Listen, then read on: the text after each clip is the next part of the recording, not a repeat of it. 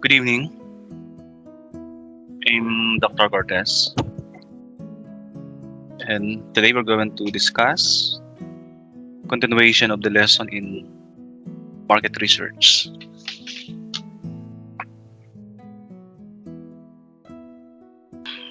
Okay, so specifically, we're going to take today this topic, types of market research. This lesson 3 for marketing research, a course na pwede nyong gamitin sa inyong mga business. So firstly, I would like to reiterate, kahit paulit-ulit ako, ang research ay that should be your way of life. You can't avoid research sa mga estudyante. Research is just a subject to be taken, just a requirement for them. Have some good grades and then pass the subject. But we can't avoid research. If you are now a successful businessman and you have your own business, of course, so you should have some knowledge about the internal and the external environment ng iyong business. Sample, consumer behavior, pricing, product development, competitor analysis, market segmentation, promotion, and distribution system. So yung mga 4 na piece ng marketing or the 7 pieces of marketing, you can have some good research on those areas para yung business ay may mas competitive and mas profitable, it knowing the needs of the customers, knowing the market, so you can have a good chance of surviving. So yun ang ating rationale pag meron ka ng sariling negosyo, talagang you can't avoid doing research. Kaya ngayon, this is one way of training the students or as future businessmen or entrepreneur. Kaya we're taking this one. So the subject specifically is about marketing research. So maraming klase ng business research. Sa isang negosyo, marami kang pwedeng gawin. No? Sa isang negosyo, meron kang marketing department, human resource department, financial, production, dimension marketing, accounting, IT. So meron kang research and development department sa loob ng company. Sa maraming topic sa isang business, marami sang areas na pwede mong i-tackle as your research topic. One of those is market research. So ito yung mga market research is different from marketing. Ang marketing kasi is napakalawak. Yun ang 7 piece or 4 piece ng marketing.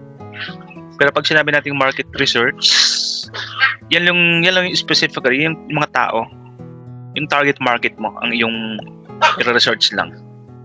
The market itself, no? Pag sinabing market research. Now, sa under market marketing research, maraming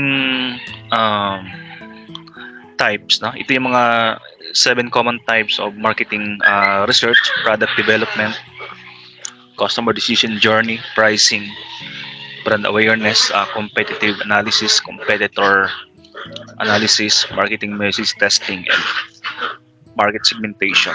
Ito yung mga pwede mong i-tackle.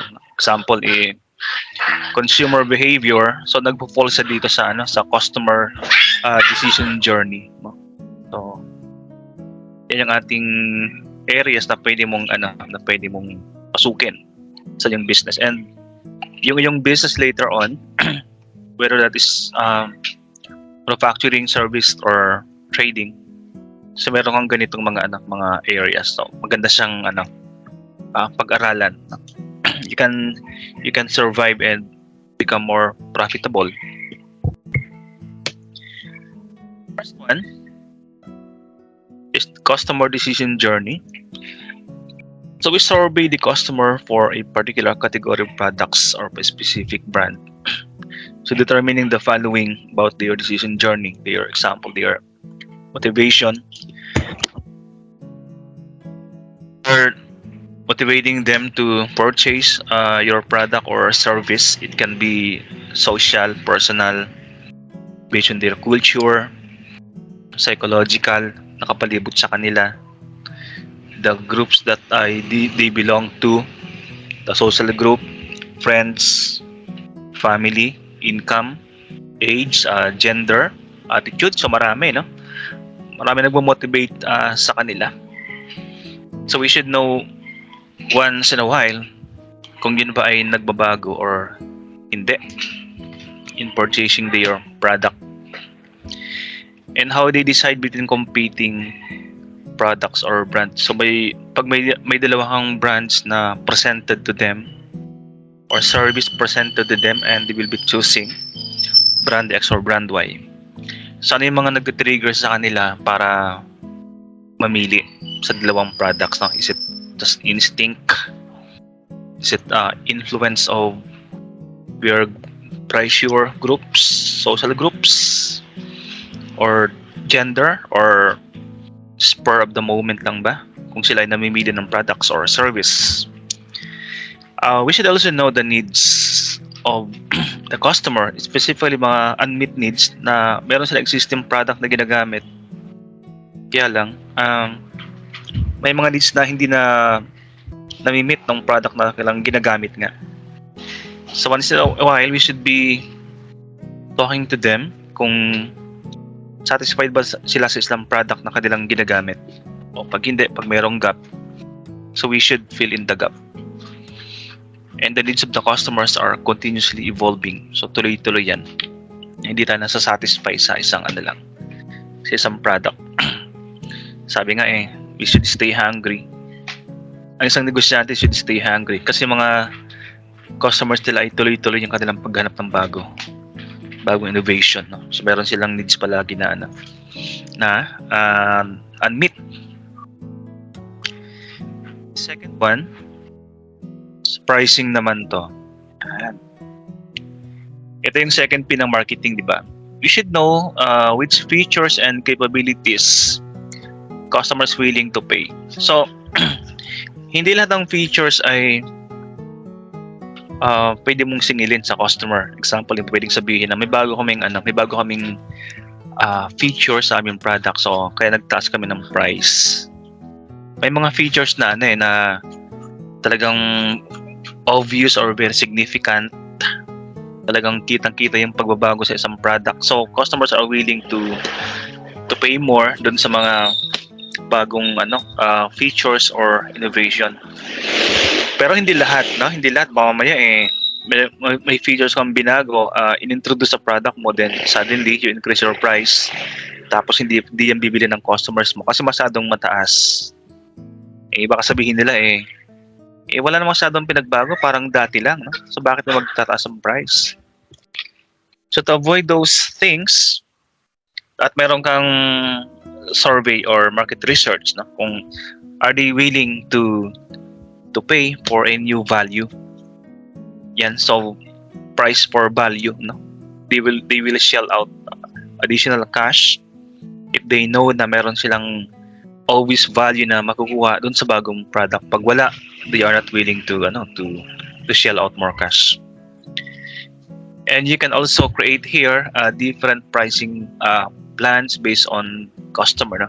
Are they willing to pay for a premium version of some product? May pang student, may pang professional, no? Version, example ng mga software. Okay, may mga software na pang estudyante lang muna, no? Pang training sa school, pero may mga softwares na talagang pwede nang gamitin sa enterprise. Example is AP, SAP na software. May pang training lang, then merong premium version. Now, ang tanong dito is, are they willing to pay more dun sa professional version, or they are satisfied with just a training or basic version ng iyong product? So pag hindi mo nakuha to, then baka mag-introduce ka ng bagong version na wala naman palang bibili. And another thing, what features you're including? Unlimited use ba or limited use? Baka they are satisfied with just a limited use. Isang version 1 is limited use lang, then version 2 is unlimited. So are they willing to pay more sa isang unlimited version ng isang product? Pag hindi, pag nagpa-survey ka then lumabas sa study mo they are not willing to pay more sa isang unlimited version, so you stick out with the limited version lang ng product mo to avoid spending more dun sa cost na ginastos mo sa unlimited version, wala palang bibili. So sayang lang, no? And the next one sa competitive analysis, no? So hindi lang customers ang ating ina-analyze, we should also analyzing our competitors. So we should be benchmarking with them to compete well with them. Baka kasi mamaya iniisip mo you are the best or your products are the best kasi wala kang comparison. So you will improve if you are benchmarking, no? Pag you are complacent with just yourself, wala kang competence, sarili mo lang, no? So you don't have a yardstick to measure yung iyong capability. So here, reviewing publicly available information ng mga competitors mo. So we should also be researching on your competitors. Example, their website, third-party review sites. Yung website, you should be benchmarking yung website dun sa mga kalaban mo, na chief competitors mo. You should be visiting their website. Kung nakita mo mas maraming traffic yung kanilang website compared sa yung website, you should know ano yung mga factors na nagtitrigger sa pag-increase ng traffic sa isang website, mas maraming visitors compared sa iyo.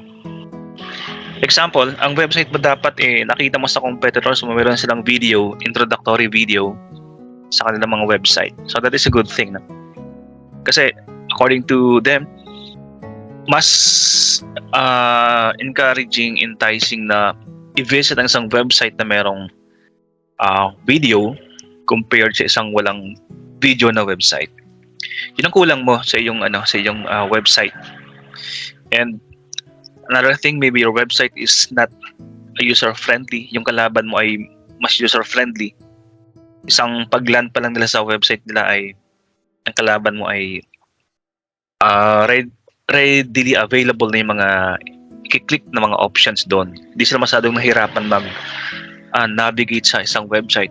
Yung sa'yo, baliktad, no? Masyadong mahirap i-navigate yung iyong website, then in 1 minute, hindi pa nila nakapag-umpisa. Yung seconds ang binabilang natin, no? If somebody's visiting a website, in 10 seconds, they should now be starting to click yung mga options. Kung naka-ready yung iba, no? Minsan, hirap hanapin yung mga options sa isang website. So, hindi masyadong user-friendly. Nilipat na lang ng website, right? Okay, and you should also know yung third-party review ng mga competitor mo. So, dapat mong basahin yung mga comments sa isang website ng mga kalaban mo so that you will improve based on the comments. Hindi lang comments sa'yo, no? Hindi lang comments sa website or products, but you should also visiting or know the comments ng mga kalaban or mga competitors mo. Okay, then combining with this information with interviews of their previous customer, so you can do some spying, industrial spying, knowing or interviewing mga customers or client ng mga kalaban mo. Kung you are not too keen on visiting their webs or visiting their store, kung nahiya ka mag-visit store nila, kung kilala ka nila, no? So you can just interview your customers of your competitors. No? Makakuha ng mga input or ano yung maganda or pangit dun sa kabila, or ano nagustuhan ng mga customers dun sa kabila. So hindi lang survey palagi about your business, you should also do some survey about the businesses of your competitors, no? Para malaman mo yung kanilang mga yung kanilang mga good sides and bad sides so that you can benchmark na. Pag may pangit silang ginagawa based sa mga customers na interview mo, so you should avoid those. Pag may maganda, so you can just copy or imitate yung kung ano ginagawa ng mga kalaban. No? Alright, so next one, moving on, ito yung marketing message testing. To ensure your marketing message and method of delivery will be effective. So the word here yung dummy, dummy messaging. You can test your customers by sending them a dummy message like messenger messaging, email messaging, or texting. Parang kunwari magpapadala sa kanila mga dummy messages, then you will test your customer kung number one, may recall ba yung message na pinapadala mo sa kanila. Kasi pag yung message may masyadong mahaba, so walang retention dun sa mind ng mga customers mo or client. So the messages can be easily recalled or may retention ka agad dun sa may impact dun sa mga customers mo kung natatanda nila. So you can send a dummy message sa kanila, then interview them. Question, can you recall yung message na ipadala sa inyo? Yan, pwede magtanong sa kanila, no? So if they can recall, o siguro, yung mga wordings na ginamit, proper choice of word ay maganda. Example, short, or example, di masyadong mahaba, like syllables lang, no? Or 7 syllables lang yung message sa kanila, no? At maganda yung construction ng mga messages, yan. So pag natatandaan nila ay may recall yung message mo sa kanila. But that is step number 1. Ibang usapan yung natatandaan nila, tapos yung iba naman yung kung na-motivate silang bumili. So step 1 kasi, nare-recall, natatandaan, di ba? Pero are they motivated to buy yung nakalagay sa message na yon? So step number 2, assuming that your customers that you interviewed were able to recall yung message mo, so may lang kasi siya, so may recall or retention. The next one to ask them is in what degree does the message motivate them to buy yung product na nandun sa message. Kasi mamaya bakit nare-recall nila, tatanda na yung message, kaya lang hindi are not motivated to buy. Kasi may mga words tayong ginagamit to motivate yung mga customers nyo to patronize a particular product. Mga magic words, na example, the word save, that is enticing, that is encouraging, sa mga advertising. Save, 1, discounted, ano pa? Instant. Ano pa? More. Kaya mga words na ginagamit mo sa mga messages mo, it can entice the customer to buy. Yan. So mga short words lang 'yon, na ginagamit. So pag yan nakalagay sa message mo, may recall, then pag ginamit ang words na 'yon, proper choice of word, you can be motivated to patronize yung isang product. Yan. So you're just testing them by sending a dummy message. Kunwari lang yan. Alright, so moving on, ito yung market segmentation naman. So as marketing people, you already know what do we mean by market segmentation. So basically, you can't serve the whole market. Pag kumakain ka ng pizza, hindi naman buong pizza ay kinakain mo, Anong ginagawa mo sa pizza? You slice the pizza, di ba? Hinahati mo siya in different slices. So pag naka-slice na yan, madali mo nang kainin. Kasi pick out ka na lang ng pizza.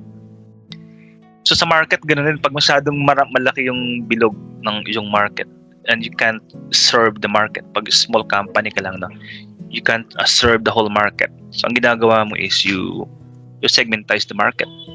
Hinahati mo yan. So kahit anong market yan, like example, clothing, you can segmentize the market into toddler clothing, uh, preteens, teenage clothing, adult, menswear, ladies wear, diba? Formal, casual. Yan, no? So may mga damit na pambabae lang. Yun ka lang tinarget, no? Mga pambabaeng damit lang kami. Or pwede namang casual dressing lang aming tatargetin. Or may mga shop na mga boutique na pambata lang, no? May mga boutique na barong lang, formal. May mga boutique or clothing boutique na casual. May pang lalaki lang, no? Menswear without mentioning those shops, no? May mga ganun. Now, ang target mo sa research na to, take note, no? Market segmentation can be area sa pag-research mo. Researching market segmentation is important as it provides data on customer demographics, needs, value. So, inaalam natin dito kung iba-iba. Siyempre, iba-iba yung mga demographics. May gender-based, male and female, age, income. Yung needs naman nila, iba-iba. Values, attitudes, and behavior, iba-iba. So, you should know yung mga different behavior na ginagamit ng mga shopper or the market para matarget mo sila ng maganda, no? Example, dati may mga in the 80s 70s, no, mga beer pale pilsen na beer, no? Kulay brown. So ang uminom ng mga lalaki lang. So ang market talaga karamihan ng beer ay lalaki, no? Dati pag may hawak-hawak ang beer tapos babae, hindi masyadong magandang tingnan, no? But now, through market segmentation research, they were able to know na may mga market pala yung may mga market din pala yung beer na pambabae. So they were able to create a beer specifically dun sa mga soft drinker, mga babae, mga bata, di ba? Meron namang mga hard drinker, no, na talagang pang matapang na wine, pero pag doon ka lang sa medyo soft, moderate drinker ka, so mayroong specific beer or wine para sa'yo. Okay? So, the same thing with sa higher education. They were able to know na meron palang market yung yung courses para sa mga adult na hindi nakapagtapos, no? Kasi ngayon, di ba, you are professional or all full-time student. Talagang ikaw ay walang ginagawa kundi mag-aral. Meron namang market yung mga nagtatrabaho na sila, kaya lang they were not able to finish their program. So gustong bumalik na sa school pero wala silang masyadong time, so may market para dyan. So some schools are doing some programs, introducing some programs sa mga adults na willing or they like to return to school. Example, pagkatapos ng trabaho nila or during weekend, no? So merong market dati walang ganon, but meron pala mga taong still willing to go back to school kahit sila ay nagtatrabaho na ng maganda. They want their degree. So nakita ang ibang higher institution, so they were able to introduce programs para sa kanila. Ayan. Now, importance ng market segmentation. Pag meron ka ng defined target groups, it is now easy to create your marketing strategy. Kasi you can create a fit for all na strategy. Kanya-kanyang kanya-kanyang strategy, no? Sa clothing, iba yung strategy para sa mga adult, sa mga ladies, mga men, or sa mga casual market. So specific dapat yung market strategy sa yung niche na na napili. Example, napili mo casual dressing, casual clothing, no? So meron kang marketing strategy para diyan. Example, strategy so ng mga endorser yung pipiliin, no? Siyempre mga casual, may mga taong bagay na celebrity para sa kanila, no? Pag formal naman ang iyong napiling segment, formal clothing, so meron mga endorser or celebrity na bagay para sa kanila, no? So pag meron ka ng strategy, you can now tailor your message and positioning. So siyempre iba yung message sa babae, iba yung message sa mga lalaking market mo, no? Iba yung message, for example, sa mga sa mga pambabae, pangbatang damit, or message sa iba-ibang programs sa ibang school, kanya-kanyang strategy sa iba-ibang message na pwede mong gamitin dyan. Kasi you were able now to identify yung segment na yung pinili. Pero una mong ginawa dapat dyan is to know how are you going to segmentize or hatiin yung target market para mayroon kang ma-target. Siyempre you can't target kung wala kang slice na kumbaga pag isang buong bilog, no? Tapos nagpatama ka lang doon, so yung buong bilog tatamaan mo, no? Maganda yung meron ka talagang specific target. Okay, so moving on, ito naman sa product development, no? Ito yung magandang gawin. You are developing a product na innovative, wala pa yan sa market, sa first time na magkakaroon. So pwedeng you can improve a product or you can introduce a brand new product, no? So product development research is you want to know, siyempre you are asking the customers or asking the client kung ano yung product na wala pa, then you introduce or you modify a particular product para sa kanila, no? Kung anong wala pa sa market, yun ang ating ginagawa. If you are browsing your online app, ang daming product na nandoon, no? You will be thinking, you'll be surprised na meron palang product na ganito. You are thinking all the time na walang ganitong product, but suddenly, no, nakita mo sa isang online store, no? Aba, pambihira, parang lahat ng gusto mong bilhin or naisip mong product ay nasa online na, no?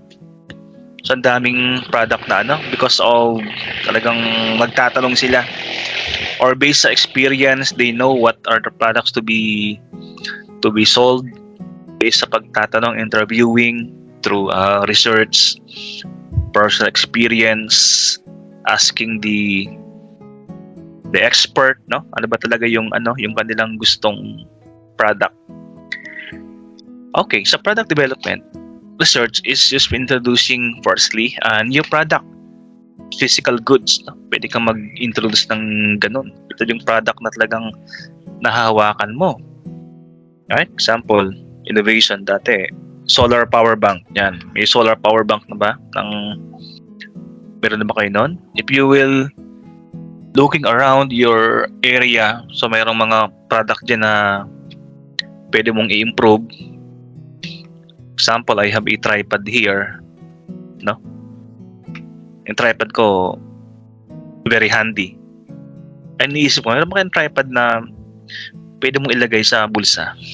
Di ba? So if you can see my tripod, ito siya, no? Tripod. So medyo bulky pa rin siya, medyo malaki pa rin yung ginagamit sa online class, no? So I'm thinking, meron bang tripod na kasya sa bulsa mo? Yan, di ba? Or ito, ball pen, di ba? I have a ball pen here. How can you improve a ball pen? Sabi nila wala bang ball pen na na pag nadaanan yung isang word, example, you are browsing a book, tapos nadaanan ng ball pen mo yung book, automatic nag-upload siya sa nag-upload sa pen. So hindi ka na magsusulat. Okay? So naka-upload dito, then you can download that on your MS Word pagdating sa bahay, no? So maraming example, I have a mouse here, ayan, mouse, di ba? So dating mouse may cord, pero ngayon may mga mouse na Bluetooth na lang ginagamit. Mouse is now better or what you call this, ergonomics.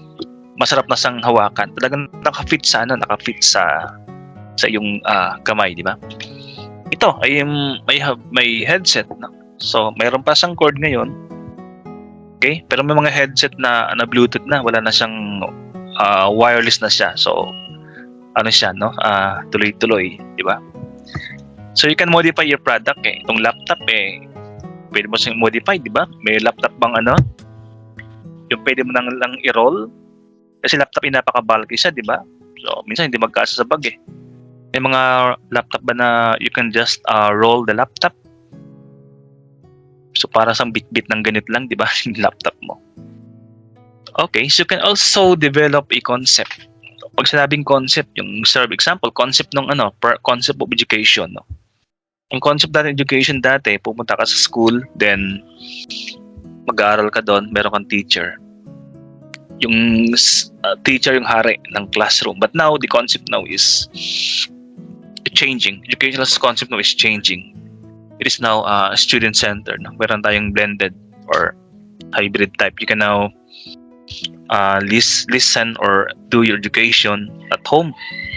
Yung home schooling na tinatawag nila. No? In our countries, they are doing this. Homeschooling.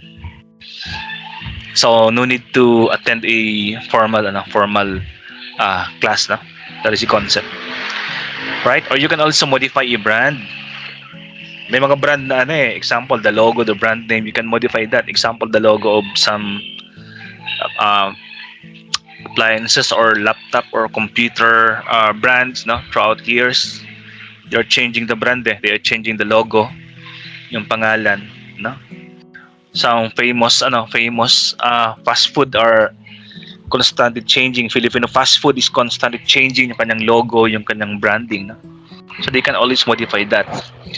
Or you can modify a product or introduce a new product or add a new product line sa isang existing product. Example, nabanggit ko kanina, you are now manufacturing beer but you can add more product line sa iyong brand, pero beer pa rin siya.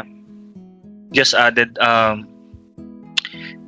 beer na will cater to the ladies or to those soft drinker, no?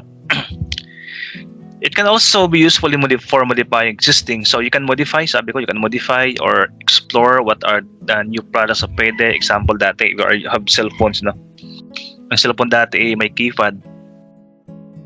Then they changed the keypad, medyo gumanda yung keypad, no? Then now, wala na keypad. Touchscreen na ang ginagamit. Yan. So those are still cellphone. They are just modifying. Even yung tawag sa cellphone, di ba? Dati ang tawag natin sa cellphone ay cellular phone. Alright? Pero we can now call our cellphone a smartphone. Smartphone. No? Kasi nandito na lahat Di ba? You can imagine 20 years ago, pag naglalakad ka, ang dami yung bit-bit. May bit-bit kang Walkman, may bit-bit kang camera, may bit-bit kang cellphone, wallet. But now, lahat ng mga gadget mo nandito na. Right? Nandito na yung camera, calculator, calendar, video, radio, flashlight. Nandito na, di ba? So, very smart. Napaka-smart ng mga cellphones natin now. That's why we call that a smartphone. Of course, you can also develop process, tools, strategy. No? Hindi lang pala kung pwede mong i-develop So, maraming But, ang madalas kasi na obvious na may innovation ay product. No? Sa product kasi kita mo yung kita mo kagad yung pagbabago or innovation sa product. That's why we call this the product development. So, we'll be testing you. So, I have an activity here. Sa product development kasi, ito yung mga tanong sa pwede mo itanong sa product development, several questions. In the research of product development, firstly, pag nag-research ka, itatanong mo dyan, ano yung kailangan ng mga customer? Ano yung unmet needs nila sa product development? No? Sabi ko kanina, tuloy-tuloy yung paghahanap natin ng bago. Marami tayo palaging needs na hindi pa nasusolve. We are always hungry. So, ang tanong sa mga respondents, what do you need? What do you still need? You have your product now, pero meron ka pa bang kailangan? Kasi pag may product ang bago, no?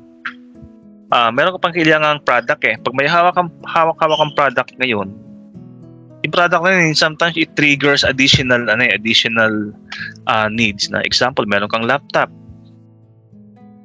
pero kailangan mo ng mouse, no? Pag meron kang laptop, so dadagdagan yung needs mo if you are buying something. Meron kang camera, pero pag meron kang camera, kailangan mo ng tripod, di ba? So hindi natapos yung needs mo. The second one, which customer needs are not currently being met? Siyempre, meron silang needs, di ba? Pero iba doon ay na-solve na-meet na. Pero meron pa silang unmet needs na kailangang pasukin mo, no? So, looking for the gap.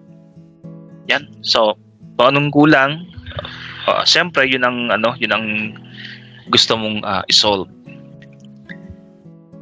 And thirdly, how do we improve the existing product or introduce a new product? So, pwede mag-introduce ng bagong product, you can just modify or improve yung isang existing product. So, meron silang hawak-hawak na product, but you can still improve yung product na yan. Example, meron ko ditong yan. I have my chair here. Yan, no? Pero we can still improve yan no? Mga chair natin na ganito. If you want more comfort sa mga upuan mo, the mouse can still be improved. Yung mga mouse na mayroong ilaw, no? Can improve this one The cell phone can be improved. Itong headset na, may headset. This is an existing product na. Ang headset is common But there are brands that are constantly improving ang isang product na ganito. Example, isang innovation dito sa hawak-hawak kong gamit kong headset na. Dati kasi if you want to mute yung headset mo, magki-click ka dun sa iyong screen or meron kang pipindutin. Pero ang ginawa ng brand na to, no, improvement. If you want to mute yourself, itataas mo lang 'yan.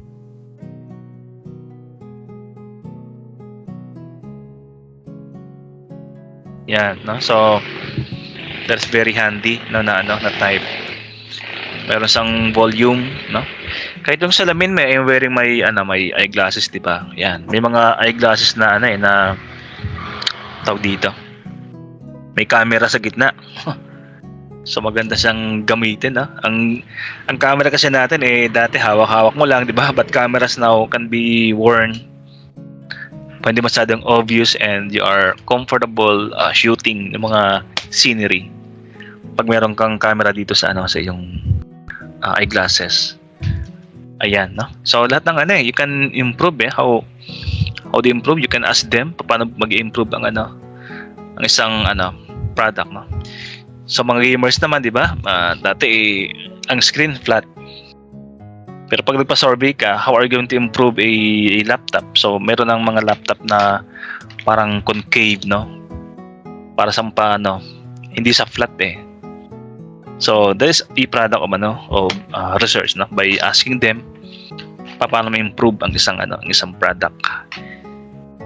And what type of customer will be interested in new or modified product? Ito naman ay yung market mismo, no? Ang iyong tinatanong. Pag meron kang product, meron bang bibili ng product na yan, di ba?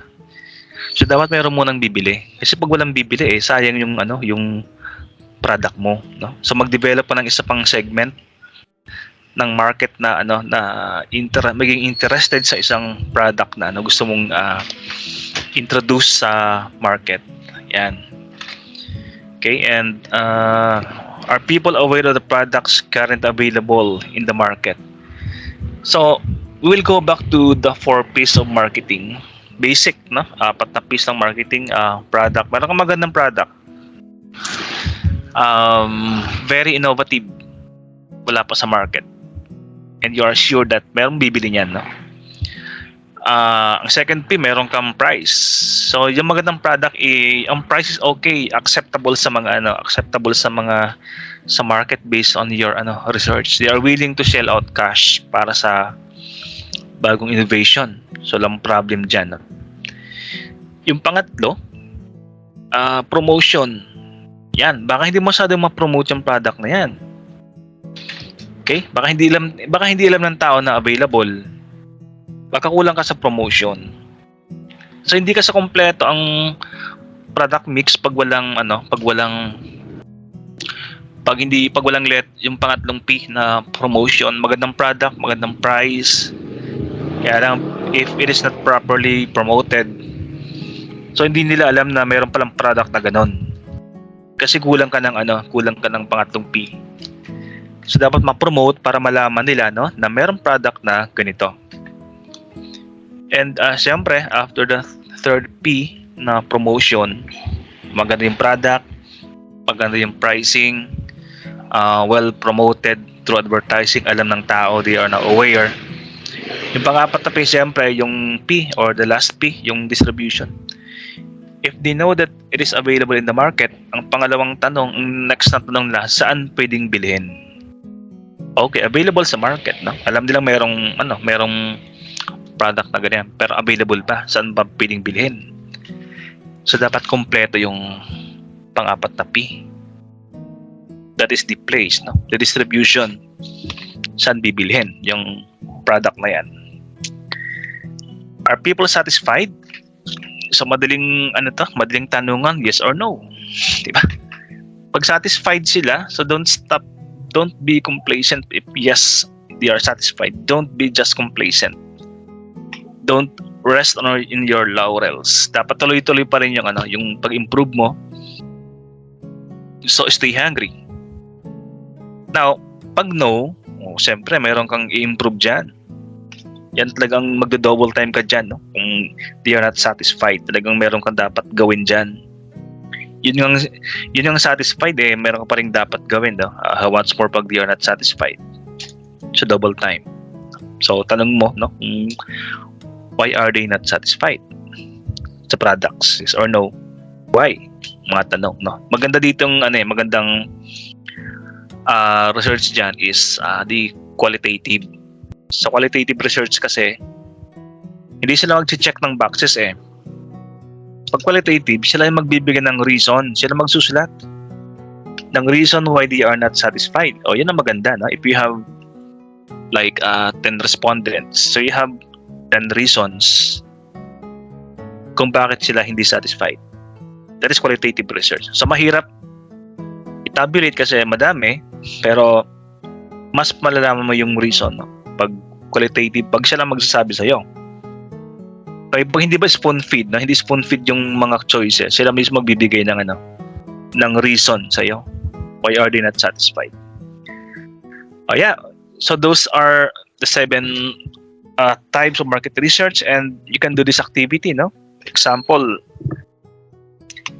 the first column, you have this one. You think of a generic product, they are given home appliances. Second category is personal gadget, and third category, the service business. Okay? Yan ang yung pwede mong gagawin ng innovation. While the second column, ito yung talagang specific product na dapat mong gawin. May pangalan na talaga, no? Example, sa first category, home appliances, no? Sa second column, you will be thinking of a specific product na nagpo-fall sa home appliances. Pero siyempre, we are talking about product development here sa lesson na to. So, dapat innovative yung product na yan. So, sa column number 2, think of innovative product na under home appliances category. So, given, nagbigay ng example dito, no? My sample product here is, assuming na wala pang ganito sa market, the product, the motion detect light, although meron ng ganito, no? But for the sake of discussion, no? Assuming that the motion detect light is an innovation, dati, nung wala pa yan sa market, no? Example. Ito yung light na, example, pag sinabi natin home appliances, yung nagagamit sa bahay. Hindi lang ako maggamit yan. Buong bahay, lahat ay pwedeng gumamit yan. Motion detect. So from the word itself, yung ilaw ay maglilit pag nakadetect siya ng motion, pag may sensor siya, no? Motion sensor detection. So, basically yung ilaw hindi siya nakalit magdamag. sayang kuryente, no? Ito ay pag may dumaan, pusa, tao, mag-iilaw siya. So tipid sa kuryente, no? Tipid pag yan ay naka-connect sa electrical outlet mo, tipid sa kuryente. Pero may mga version dito na pwede mo sang solar motion detect light na. So gabi lang siya gagamitin. Yan ang pangalan ng innovation. Then to describe sa column number 3, you will describe yung naisip mong innovation. So you describe here, you can draw a prototype, no? You describe how does it work, dimension, size, paano siya ginagamit, paano siya gagamitin, bakit siya innovative. You can draw a prototype, no? So that is for category number 1. And category number 2, ito naman ay personal gadget. Ikaw lang ang gamit. So think of an innovation na pwede mo siyang gamitin. Example lang, no, for the discussion. Wireless na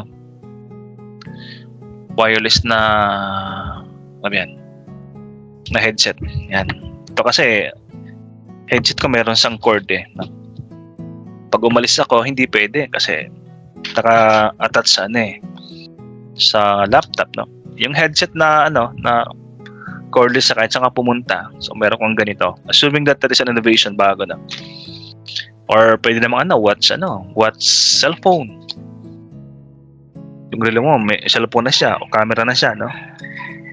In the same story, you describe that in column number 3. And once again, you can draw a prototype.